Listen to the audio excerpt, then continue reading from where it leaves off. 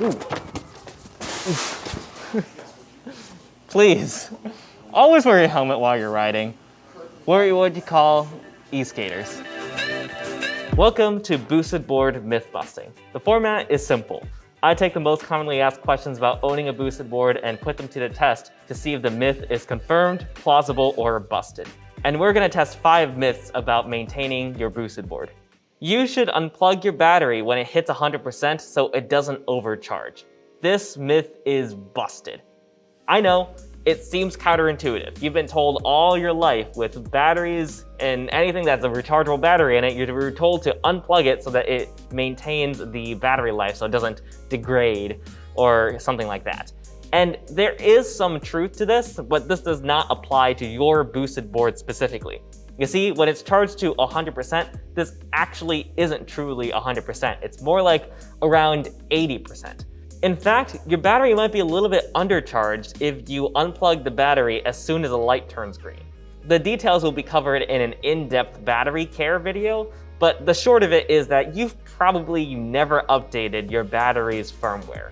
On the older firmware, when the light turns green, it doesn't necessarily mean that your board is ready to ride. I know, even more confusing.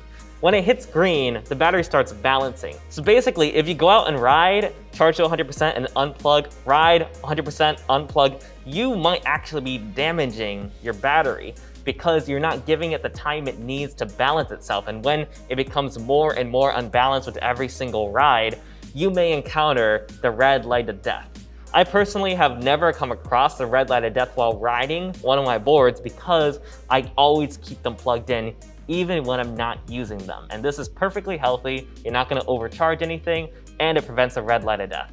If you know for sure that you are on the 2.5.1 firmware, I know it's strangely specific. If you know that your battery has that firmware, then yes, the green light means that you are ready to ride. But if you don't, then keep it plugged in. And even if you do have the 2.5.1 firmware, you can still keep it plugged in because as I said, it won't overcharge it because it only charges to around 80% anyway. You can fix the red light of death by putting your boosted board on a treadmill. This myth is busted.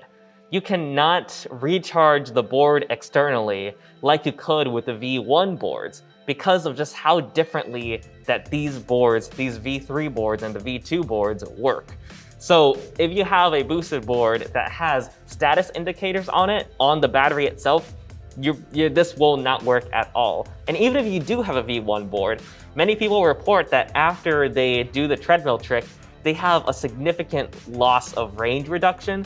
So like this kind of revives your boosted board if you have a V1 board, but it kind of also doesn't. And if you have a V2 or V3 board, this definitely won't work for the reasons that I covered in that 3-minute video. And the short of it is, it just works completely differently and you can't charge it externally. Unless you go ahead and do surgery and stuff. I have a whole video on it over here. You should leave your battery plugged in if it's stuck at 99%.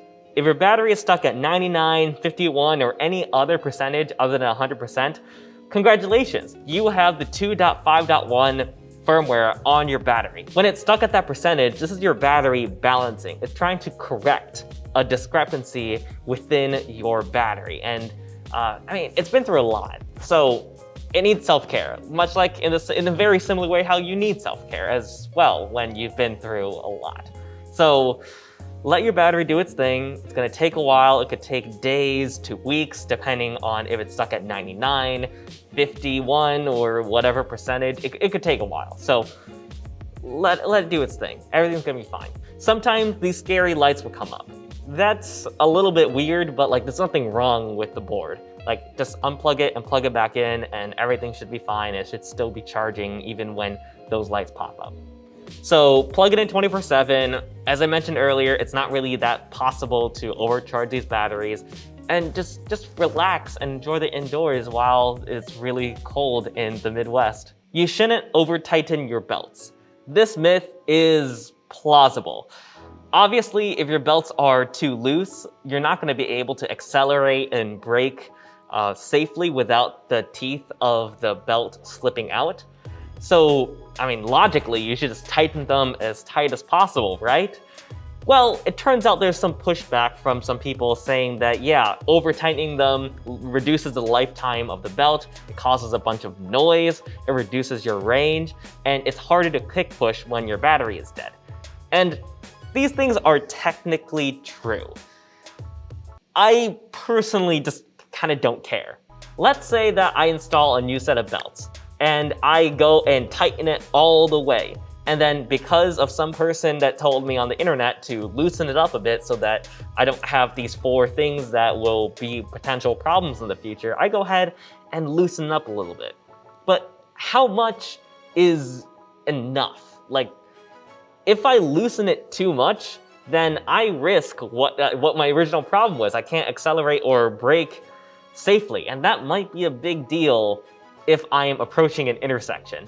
So I like to play this guessing game of what's too tight or too loose, and belts tend to stretch out a little bit anyway, so I'll have to tighten it again. So why don't I just tighten it a ton at the very beginning and just call it good? Like that's what I did with these belts over here. I tightened them to the very tightest that I could, I tightened it down, and then I never had to deal with my belts slipping. Granted, my belts do tend to last a little bit shorter than most, but like 200 miles for a set of belts, on average, seems fine for me. Like, it's not the best in terms of belt lifetime, but I have confidence that I will stop on a dime. I guess you do lose a little bit of range if you tighten your belts a little bit too much, but honestly, I'll just bring an extra battery with me. And route planning or anything like that really hasn't been affected that much by how tight I have my belts. It's not like I suddenly get 5 extra miles of range because my belts were a little bit too tight. You don't need the boosted board chopsticks to remove the battery. This myth is confirmed. There are a shocking number of people that don't know that the boosted board battery is removable and swappable. And it's like upon discovery of that, people will like unscrew the battery, like the screws over there, and then get stumped when they see this connector and they can't get it loosened. That connector actually has a little bit of glue in it that makes it a little bit difficult that first time to remove it. But like after you do it, then it becomes easier. It doesn't impact the waterproofing at all. And people are convinced that they need to buy these specific tools in order to remove the battery, which do help. I do have a pair, but you don't need to have them. And if you don't want to spend extra money on a very specialized tool, then get 2 pairs of pliers, get some electrical tape or just basically any kind of tape, and very carefully clamp the top bit and then clamp the bottom bit and like either rotate them in opposite directions or keep the bottom one still and then rotate the top one in a counterclockwise motion, and you should be able to loosen it. Again, it's hard the first time, but you can hand tighten them after that as long as you tighten them reasonably tight with your fingers, which you can get away with that. That's all for this time. Did you know all 5 of these myths? What other myths have you heard about owning a boosted board?